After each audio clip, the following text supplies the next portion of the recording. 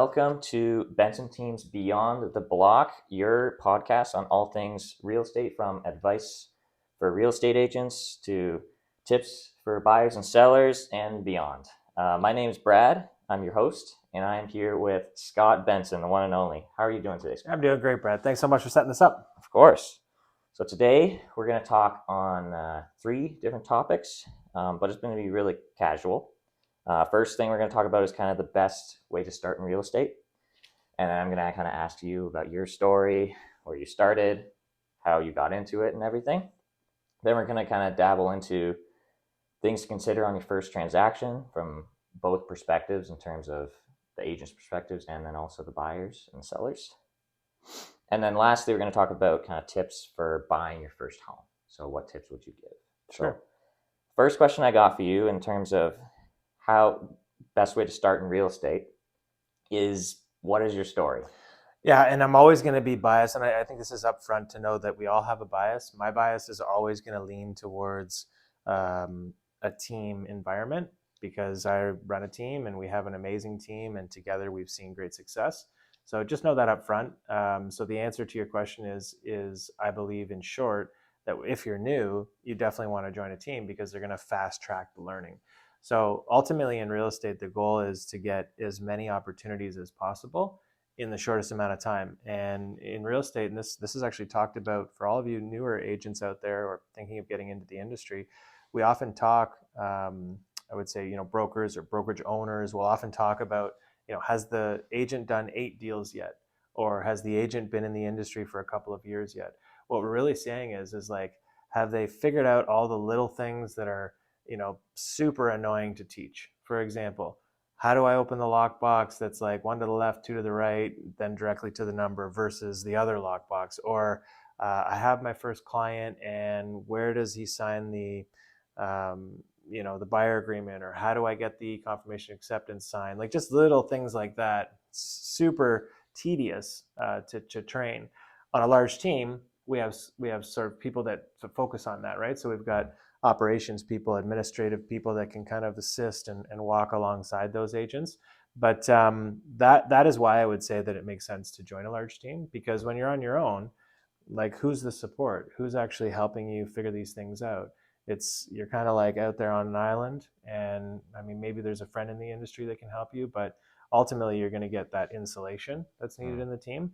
And then my story is very simple, and I've said it many times. I don't want to bore the audience, but I came from advertising, and I was selling Google advertising at the time. I was also selling Yellow Pages advertising, and I sold it to a realtor. He was a young guy. He was a super guy, really good guy, and he doubled his spend within a month. And he was spending $2,500. He doubled it to $5,000. And I was like, wait a minute, this guy's 25 years old. He's spending $5,000 a month. Like, obviously this is an industry where there's profitability. Maybe I need to look into it. And I loved selling. I love people. I have that genuine love of people. And so it was just kind of it was a good fit for me. I often say to people, if all of a sudden I got an opportunity to sell rocket ships, or something more expensive than houses, maybe that would be interesting to me as well. But for now, houses are, that's a good product to sell, especially in Canada, especially in the GTA. And so, yeah, just fumbled my way through, and here we are. Yeah.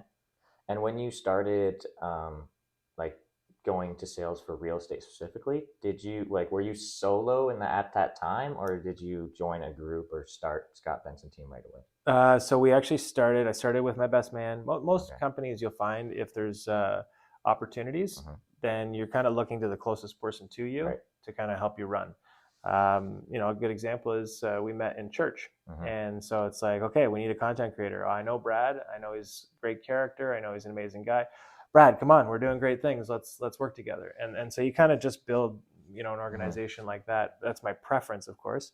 And so when we started, it was my best man, Chris, wonderful guy. And then it was my wife's cousin, I believe, shortly after that. And then, so I would say almost out of the gate, we started with 2, maybe, well, no, that's not true. I had a great administrator at the time, Hannah, shout out to Hannah. And I would say we had like 3 or 4 almost immediately. Mhm. And that was simply because there was just a lot of opportunities. I was advertising from the get-go. So I actually started my advertising campaign as I was getting licensed. So I would actually, No. I would, I would build the site, I would test the site, I would throw it a test ad group, and then we went live the moment we were licensed. And all of a sudden, it was like, yeah, the phone's ringing, and people wanted to sell their houses. And I connected with another shout out to Taylor and Tyler, good buddies that I grew up with. They became very successful home builders, and I got some opportunities out of the gate to sell their custom homes in Oakville, and yeah, we were busy from day one, and really that was 14 years ago, and I feel like I'm still waiting to take the breather, Yeah. but we'll just keep going with it. Yeah, yeah, it's definitely busy, but you talk about kind of networking and the value that it has, and I know you've talked about mentorship a bit as well. How important is that, and do you think it's essential to get a mentor when you're starting out, or do you think you can kind of make it kind of on your own almost? Yeah, no, I believe that mentorship is crucial, and not just Okay. in business. I mean, I think that mentorship in every walk of life is Mm-hmm. important. Even in my home, my older kids, they know that the younger kids, I have four kids, and so my older two, they know Mm-hmm. that the younger two are kind of looking to them for leadership. And so I tell them all the time, like those younger ones are looking at how you act and how you behave and what you do, and they will follow you. And oftentimes, I don't know if you've ever seen that show, Cesar Millan's, like a dog whisperer, dog trainer type guy. Mm-hmm. But if there's a dog that's misbehaving or doesn't know how to behave or biting people or whatever, generally what they do is they'll stick that dog with a really really well balanced demeanor dog or Mm-hmm. a really mature dog, and they just kind of like have them walk on the same leash, so like that misbehaving dog can't get away, it just has to learn Mm-hmm. the right way to go. And so I'm a huge proponent of mentorship. I had a guy out of the gate, Art Yamamura, who was very helpful to me, and a great broker out of the gate, Tina Garden, was very, very instrumental in my growth. And then personally, I believe in mentorship too, right? So Mm-hmm. those two names were real estate related, but yeah, in terms of personal growth, there's a few people that I can think of off the top that have just had a big influence in my life, and it's crucial, mandatory Mm-hmm. almost. Yeah. Yeah, for sure. And then kind of circling back to real estate in terms of uh, gaining knowledge of the market in general, how crucial is it to gain an understanding of like the local market you're in, and how do you gain that knowledge? Like, what is the best practice? Yeah, I mean it's a hard answer for those that don't Mm-hmm. have the experience. The Mm-hmm. short answer is you have to do deals. You have to be in the marketplace actually doing transactions, and that's how you get better. And that's why I think a team environment fast forwards or speeds up that process. If Mm-hmm. you're on your own and you're trying to like all of a sudden work a database or work your sphere of influence, like yeah, maybe you get some opportunities that year. Jump into a top tier brand. There should be thousands of opportunities in that year. Open house opportunities, buyer lead opportunities, listing lead opportunities, coaching and training. This Thursday we have a coaching and training seminar. So that to me is so important and so beneficial to a newer Mm-hmm. agent. But I would say that once you do deals, like I'm not a huge advocate of like get in the books and learn everything and come out of the real estate exams with 100%. That's fine if you did that, good for you. But I would just say that if you have real life experience, I'll take that over a good grade. Mm-hmm. And so what gives you real life experience is actually doing transactions and meeting with buyers, and maybe you burn a few leads, maybe you walk through a couple of issues that you had to deal with in real estate. And I would say now, and this is a very true statement, today, 14 years in the industry, I offer far more value to my clients than I did on day one. Mm-hmm. Like it's not even close. I bring so much more knowledge in negotiations. I can get more money for their home. I know how to work through difficult financial situations if there's issues on closing. It's not rocket science, but I would say that there's ins and outs that you have to figure out in real estate. And Mm-hmm. then, are we boring people because you hear the crickets? I know. Can you hear that? Isn't that hilarious? Got a cricket in the room. Yeah. That is so funny. Anyways, next question. I'll go try and stomp on that cricket in the meantime.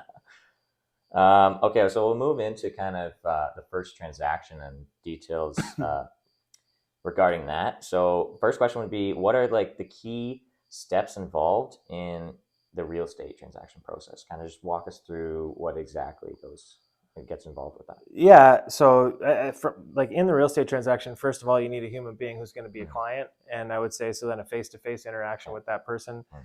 Hey, Bob, you want to buy a house? It's nice to meet you. I'd love to help you. Second step would basically be entering into a relationship called an agreement. So that'd either be an agreement of purchase and sale or a buyer agreement. And then the third, of course, is finding them the home Mm-hmm. and writing up that contract or listing their house for sale. Let's I'm sure that we can hear this cricket on video. If we can't, just so you know, there's a very loud cricket somewhere in this podcast room. So Brad and I are going to take a 5-second break. We're going to go stomp on this cricket, and then we're going to come back and sit down, okay? All right. Let's go find out where this thing is, because it is super loud. All right, the cricket noise is gone, and we are back in action. We're back. All right, so last we're talking about kind of what's involved in the transaction for real estate. And so my question is, what was your first transaction like? Yeah, that's a great question. I remember it vividly. We were living in Oakville at the time. It was a Toronto purchaser, and we ended up racing to Toronto. This was back when there was no DocuSign, and everything was done by hand. It was a multiple offer situation. You'd only hear this story in Toronto. The house was beside the subway station. So it was literally like the subway station. You kind of walk in and down the steps to go to the subway, and the house was right here. And every time the subway went through, the house would literally shake. And wow. And you can imagine that it was priced accordingly. So it was kind of a very entry level price point. And our client, she's a lovely lady. She that was her max budget. She'd been to her mortgage broker. The location was really good. And so the question was like, do you want to have to deal with? Can you deal with this noise every hour or whatever for the price? It made sense. And so we were actually in multiple offers, so competition. And I remember just sitting in the car and we're just racing to draw up the offer together. I had my colleague Chris with me at the time, and he's double checking to make sure we're not making any mistakes. And that was our first multiple offer situation. We won in multiple offers, and she got the house. So it was a fun experience, and I think we had the grace of the client as well. She knew, we were new in the industry. We were very upfront about that. And always easier to work with a buyer when you're new, because there's not as much pressure. Like this wasn't her largest asset because she didn't own it yet. She wanted to get it. If she didn't get it, we would go find another one. So there wasn't as much pressure as a listing. So, but yeah, it was a fun experience and great memories, and it feels like a lifetime ago. But yeah, it was 14 years ago or so. Okay. And then also when you're going through kind of houses and doing open houses and all that that's involved, and with your first transaction as well, you do a lot of property inspections, I assume, kind of inspect the property a bit. And so what advice would you give someone when they're looking at a property, and in terms of key things to look for? Yeah, I mean, you just follow what a home inspector does, and a home inspector will look at the major components. So you look at the AC, the furnace, the roof, the windows, and I mean, if you're knowledgeable enough, you can kind of have a peek at the electrical. But I would say you don't have to know a whole lot about it, but if you want a high level idea of like where the house is at from an age perspective, on the inside of a windowsill, you'll see like on the vinyl panel, or if it's an aluminum sort of strip in there, there's an age, there's a year. It's etched in there. You can see it in pretty much any window, and that generally tells you, the age of when things was done, because you tend to do renovations together. Not always, but for example, if the house is younger than 25 years old, and you find out that the windows are 25 years old, chances are most things in that house are 25 years old. If you look at the furnace, again, there's an age on the furnace sticker. AC has an age there's like a plaque on the side of an AC. It's almost like a steel plaque, and then you just kind of go from there. I would say that cosmetically, this is what you need to know about a home inspection. A home inspection, they can see behind the walls with an infrared camera for moisture, but that's about it. Like they can't really open up the drywall, tell you what the wiring looks like back there or anything like that. So it's mostly a visual inspection. I still recommend them, highly recommend them. Yeah. But what I would say is once you get the major components, like if the roof's just been done, AC and furnace are newer, windows are in good shape. I mean, after that, a lot of it becomes a visual inspection. Grading is a humongous thing. So, if the grading goes in towards the house, obviously there's danger of moisture and water flooding getting into the basement. Yeah. But yeah, outside of that, like rely on a home inspection. It's probably the best $700 you'll ever spend. And we have phenomenal, in-house home inspectors that we work exclusively with. Yeah. And we recommend those to our clients for sure. Okay, perfect. And then the market right now is definitely difficult for first-time home buyers for sure. There's a lot of financial difficulties, I think. So, being an entrepreneur and having that understanding financially, what advice would you give to someone to prepare financially for buying their first home? Yeah, first thing I always say is you only get to jump into the market once. So once you're in the market, you're in the market. So pick which market you want to jump into. I'll always try to jump into, I would say, a downtrending market. You don't want to, if you're jumping in for the very first time, you probably don't want to hit the uptick. You probably want to hit the downtrend. And why I say that is because once you're in the market, you're usually buying and selling in the same market. So if the markets are up, you're selling your house high, you're buying your next house high. Yeah. But when you jump in for the first time, you can pick, like, do I buy when the markets are red hot and I'm up against 50 offers or 15 offers, or do I buy when the markets are softer and it's a single offer and the prices are coming down? My choice would be the latter. And so that'd be the first piece of advice. I guess the second piece of advice is work with a great team always in everything you do, not even just real estate. A great team in real estate involves a great real estate lawyer. It involves a great realtor. It involves a great mortgage broker. It involves a great home inspector. It involves great contractors. And if you have that team, and by the way, a great realtor should be the quarterback of all things. So all things real estate. So they should be able to just rally this team around you immediately. Certainly on our brand, we would have that team ready to go. And then you just enjoy shopping. And the other suggestion I would give to a first-time home buyer is consider what your next house is going to look like, because oftentimes I find first-time home buyers will very quickly roll out of their first house, year and a half, 2 years, and there's a lot of costs involved in moving costs, land transfer, commissions. So sometimes that extra 50,000, 100,000 to get you to like the next house that you probably are going to be in is worth considering. And we find a lot of first-time home buyers, they're getting help from their parents, or maybe they're pooling money together with other people of their age. Maybe there's two families that want to live together. And so, yeah, just put it on the radar, because you don't need an extra $100,000 to get that step-up house. You just need to qualify for the extra $100,000 with a mortgage, and maybe you needed another $10,000 down payment to qualify for that extra $100,000. So that's worth considering. For sure. And I know for in terms of the pricing the market, the biggest thing involved is location, and that really kind of determines the price often. So first question would be, like, how crucial is it for a first-time home buyer to prioritize location? Because when you say they want to look for the next home, like maybe they want to prioritize location because it's very crucial and important.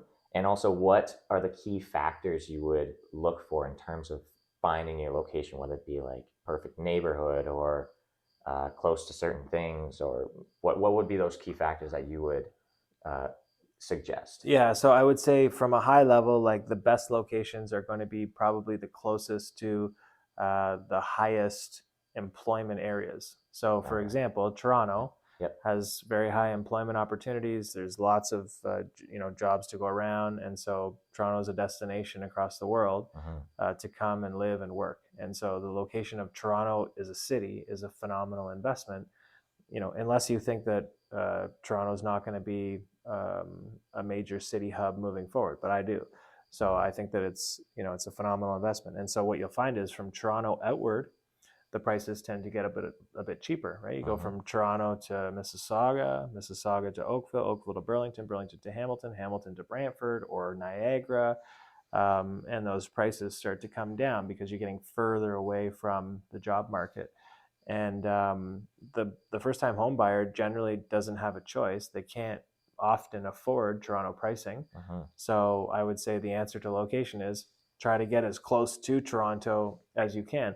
Not because you want access to Toronto, because you're trying to choose the best location. And the best locations are always going to be closest to where the most buyers are and where the most job opportunities will be. The Mm-hmm. same thing, you go to BC, Vancouver, and you'll find the same thing. Like that's basically how the pricing structures go. They start high when you're close to the city, and they sort of come down, and then you'll have suburbs. Families will flock to certain suburbs specifically, and so might want to pick your suburb of choice.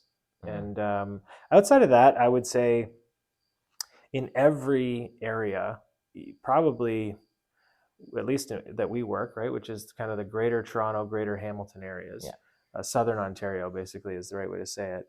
There's always going to be a couple of streets. There's always going to be certain school districts, really important. First-time homebuyers generally don't think about that, Mm. but the truth is, school academic scores directly tie into the price of a home, especially with our immigration buyers. So, like, we have tons of buyers coming in from India, South Asia, Mm-hmm. China.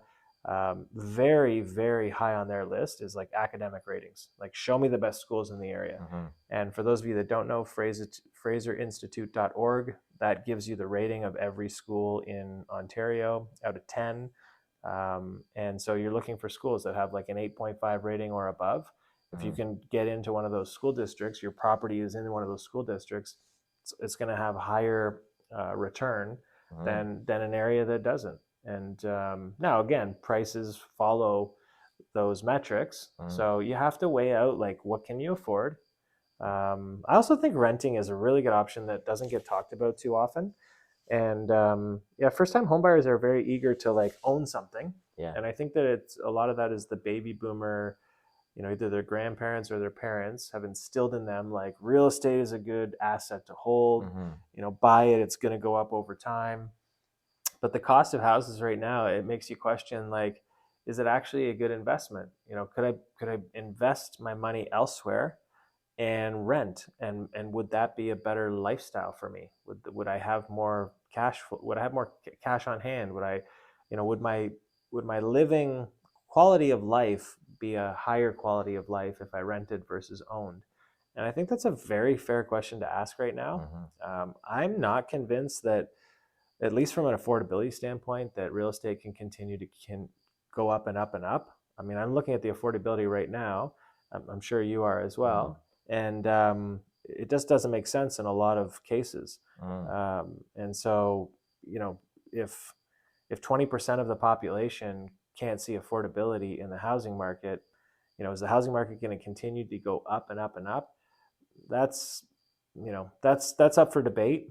I would say the only reason that you could say yes, it will, is because Canada has very loose immigration. So, like, we are wide open to educated, wealthy immigrants that come in. I think that that's always been a good thing for the housing market, housing prices. I should say it's a good thing for the housing prices. Might not be a good thing for the housing market if you're a local Canadian and you're trying to buy into Canadian real estate, but you keep on getting, outbid by foreign money. I'll just say a caveat to that is right now the government has put a foreign buyer ban on real estate. So if you're not a permanent resident of Canada, you're not actually able to buy. And that's to try to support Canadians that are already here getting into the market, so that they're not competing against all this foreign money. But that's a very recent ban. For the last 14 years that I've been in real estate, there's been a lot of foreign money come in, buy houses, they sit empty. So again, it's jacking the prices up. So long answer, but in short, I think that location at a price point is something to consider. But consider renting. Like, right now, I'll give you an example. Like, a house that is worth $1.5 million is probably going to have a mortgage payment of around, don't quote my math here, but like I'm going to give a pretty good guess, is probably going to have a mortgage payment of around 8,000 a month. Okay, Okay. so traditional mortgage, put 20% down, Yeah. you're left with a would that be 300, $1.2 million mortgage. So you're going to have somewhere around maybe 7,000 a month, 6,500 a month in a mortgage payment. Yeah. That same house you're able to rent for 4,000 a month. Yeah. You don't Wow. have to do the upkeep. You don't have to manage, repairs. You don't have to deal with putting on a new roof, property taxes. That's all paid by the owner.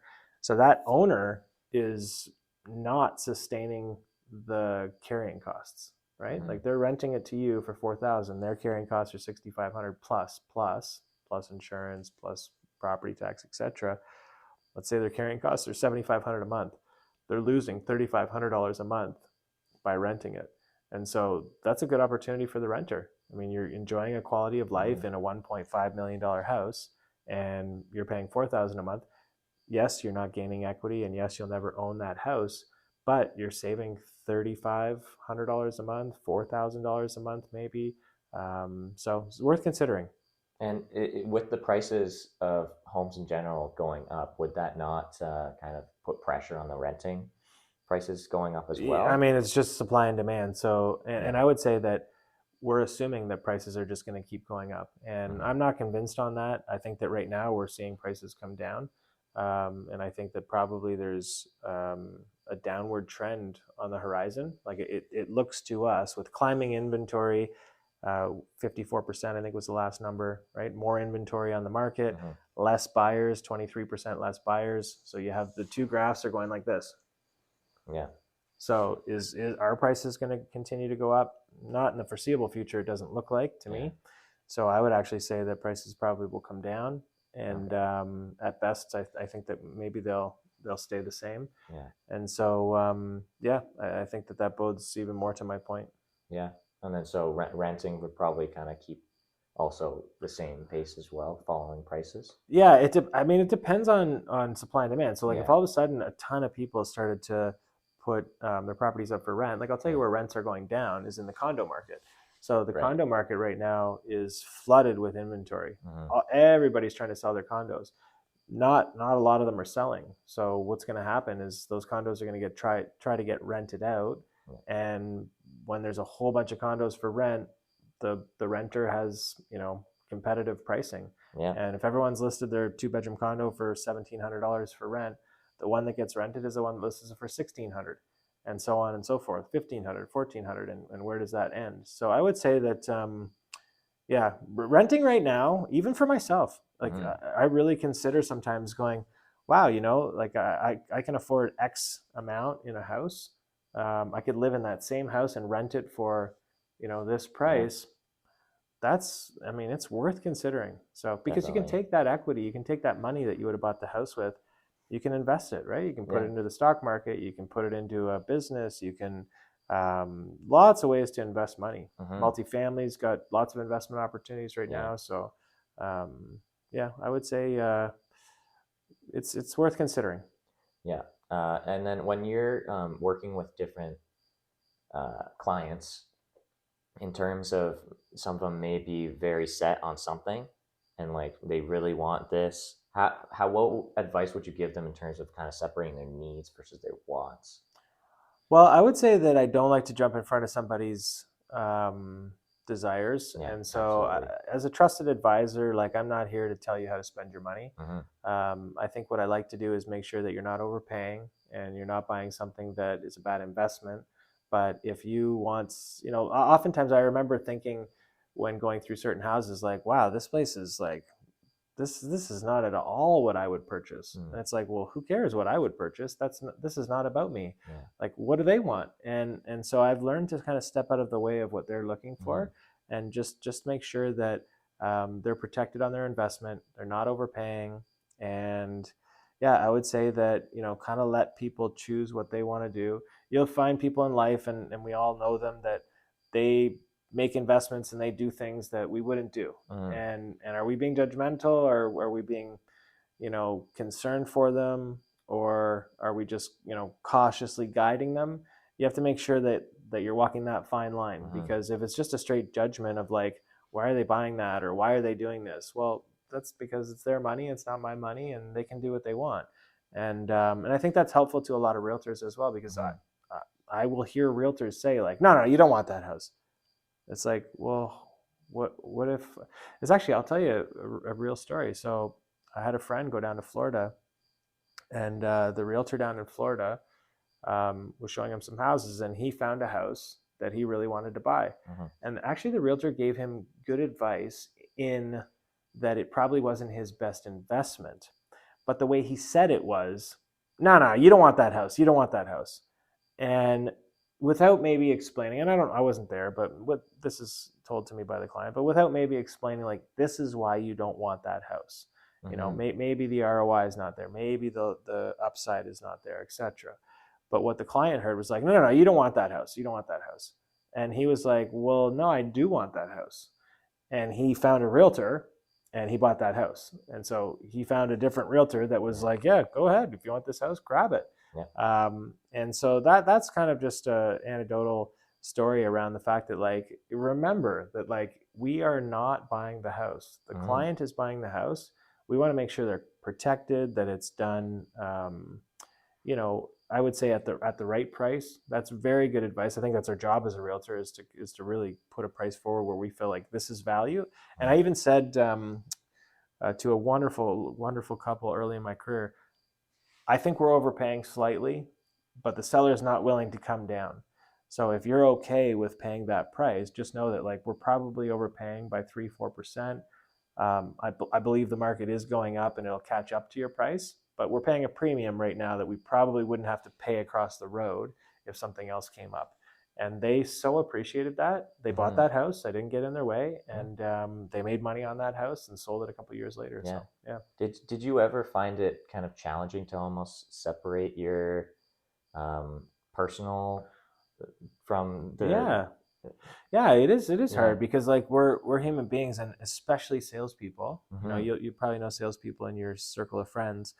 Like, they're generally opinionated.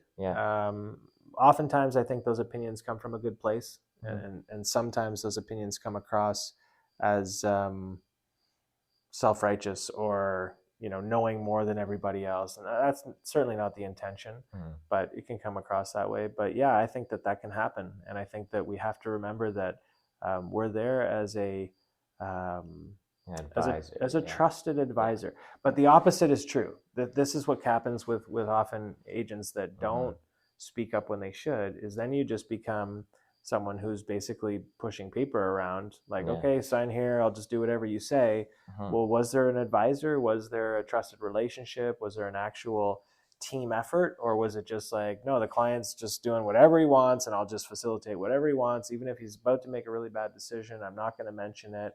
I think that there's a fine line there where you want to gently just say, look, consider this.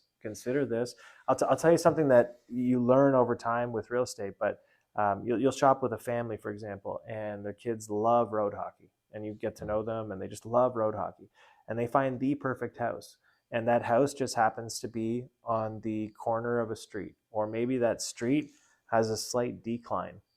You can just gently remind them, like, I know this house ticks all the boxes. I'm just saying this because your boys love to play road hockey, that, like, this corner that this house is on is a blind corner, and there's going to be cars coming around this corner regularly, or that house is just on a slight decline, or that street, sorry. And you ever tried to play road hockey where there's a slight decline, the ball just keeps on rolling down the hill, and like, so like, that sounds trivial, but I would say that, it depends on your client and how much these things mean to them. But like, you can mention things like that. Like, more important things would be like, you want a pool one day. Well, this property, you can't put a pool in. It's either, got zoning issues, or it doesn't have the setbacks in the lot. The back of the lot, most setbacks would be around, I would say, 4 feet from your neighbor's lot line. Those can be issues if someone wants a pool. And other times it's like, a contractor wants to put a detached garage in. Like, you got to speak up. You got to do your due diligence. They might buy something thinking, well, it's 3 acres. Of course I can put my detached shop in.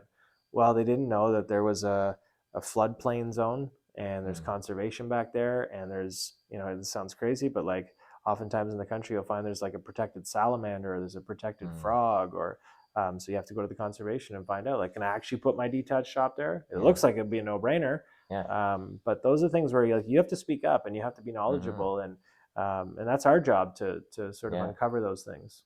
Yeah, for sure. And I think that's really cool to be able to gain an understanding of what your client values also. I really like that story of the ball hockey. Like you knew that their kids love to play ball hockey, and you knew that this could be an issue, and so that's your due diligence to speak up. And it's fascinating to kind of even with the protection of that salamander that you're talking about, like how do you gain that knowledge? Because I think when you're first starting out, it's probably a lot more difficult to know, like, oh, a pool is not going to work out Exactly. here. But And that's my whole point. Like, you're so right. So like yeah. the new agent, Mm-hmm. they're making all kinds of mistakes. Mm-hmm. But you attach the new agent to a mentor and a team that has already gone through all of those mistakes, and they don't make those mistakes anymore because they're getting to bounce things off of their mentor. They're getting to bounce things off of the team. Hey guys, hey team, I have my first sale here. It's in the country, or it's on this road. Mm-hmm. I'll tell you, there's a road in Oakville, and Glen Oak is the road. And it looks like it's a street where you could just build custom houses. There's custom houses everywhere, and Glen Oak has bungalows. And you go across the road, even on the actual other side of Glen Oak, and you can build a $4 million custom house. Yeah. You go on the west side of Glen Oak, and it backs onto a little creek. There's a 100-year floodplain zone. Once every 100 years, that creek might flood, and because of that, they don't allow any builds on that side. Okay. We would watch all the time these people come in from out of town, agents without the local knowledge, and they would buy that custom bungalow. They would intend on knocking it down, and then the house would go back on the market. And they were paying a premium for that lot. And it would just happen over and over again. And so, yeah, I think that, if you're a newer agent Mm. and you're working on our team, and it's like, oh, you're buying where? Okay, well, hold on. That's got a floodplain zone. You want Mm. to, avoid that. Or that property right there has a height restriction. You want to avoid that area. That's just part of attaching yourself to people that can help you along and give you Mm-hmm. the advice that you need. Yeah, and when you were even talking about your first transaction, you had a lot of other people helping you alongside you as well. That can definitely be very valuable in kind of that first experience. It's huge. Also, for just attention to detail as well, it's better to have four eyes than just two eyes, right? You Yeah, catch yeah, more things absolutely. on your first transaction. And then I'll just ask one more question, kind of wrap up in terms of tips for buying your first home, kind of circle back to that. And it would be, what common pitfalls do you see like buyers in buying their first home fall into, and what would you suggest to avoid that? Yeah, I think that common pitfall is most first-time homebuyers work with brand new agents, and Mm-hmm. we're categorizing first-time homebuyers as tend to be younger, Mm-hmm. right? So like most first-time homebuyers are going to be younger than the second, third-time homebuyers. That's just a fact. Mm-hmm. And so those younger buyers are working generally with younger agents, and they're newer in the business. And so, it's my buddy. We went to high school together, and he's a realtor now, and I'm an accountant, so I'm going to use him. Makes total sense, Mm-hmm. and I think that's a good thing. But if that newer agent isn't attached to a very good mentor, a big team, or someone who can guide, Mm-hmm. then there's so many mistakes that can be made. And I would say that the biggest mistake is you're overpaying. Like a junior agent or a newer agent in the industry doesn't understand how to get the better price. And in every negotiation, there's a stronger and a weaker negotiator. In every negotiation, there's a stronger and a weaker negotiator. So the stronger negotiator is taking tens of thousands of dollars from the weaker negotiator in every deal. We did a transaction yesterday, Mm-hmm. and I'm intimating that we were the stronger negotiators in the transaction, and we saved our clients $13,000 for sure, in the way that we handled an inspection negotiation. And I think that that's outside of the price that we got them as well, which I think is a better price than the next agent. And so that's the first thing I would caution first time homebuyers on is, Mm-hmm. if you had the choice of learning hockey from one of the greatest hockey players ever, or someone that's been in the NHL for 20 years, you're going to choose that over somebody that may have played, high school hockey and then just never played it again. Yeah, played ball hockey on a slant. Yeah, played ball hockey on a slanted hill. Good point.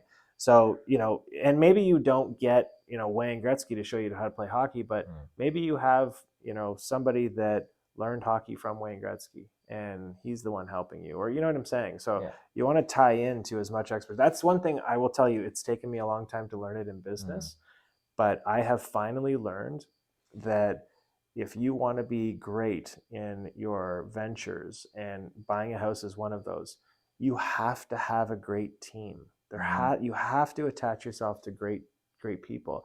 And sometimes that seems like a higher up front price. So for example, if you're going to list your house with a big brand, well, maybe their commission rate's a little higher.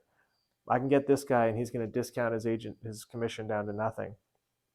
Okay, but you're talking about saving like $7,000 or $8,000 or whatever. But the truth is like that bigger brand, that higher commission rate, they actually saved you $50,000 because it holds its value, right? Yeah. Not always, but I would say most of the time. That's been my experience in life. And so I think that realtors just don't do a good job of conveying that to their clients, right? So like consumer market just sees like, okay, well, you're X percent, you're X percent, well, I'll just go with you. Well, it's like, hold on, what's the value? Like, what does that person bring? Is this person a better negotiator? Is this person going to get me an extra $100,000 on the house? That happens. Like, that's a real scenario in real estate. So yeah, anyways, choose the right agent.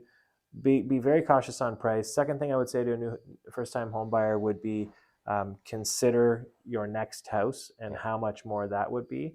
And then third, I would just say enjoy the experience, jump into the market where you feel the market is bottoming out. And we're all guessing, but you're probably not wise to jump into a market that's overheated, especially in this market right now. Like I would say right now is a good time to be very, very specific on which offers you want to put in, and don't be afraid to put in a lower offer than the list price. Like this is a market to do that in. Yeah. Well, thank you so much. You're welcome. That was some great advice and insights for sure. And yeah, we'll see you guys next time on Beyond the Block. Thanks, Brad.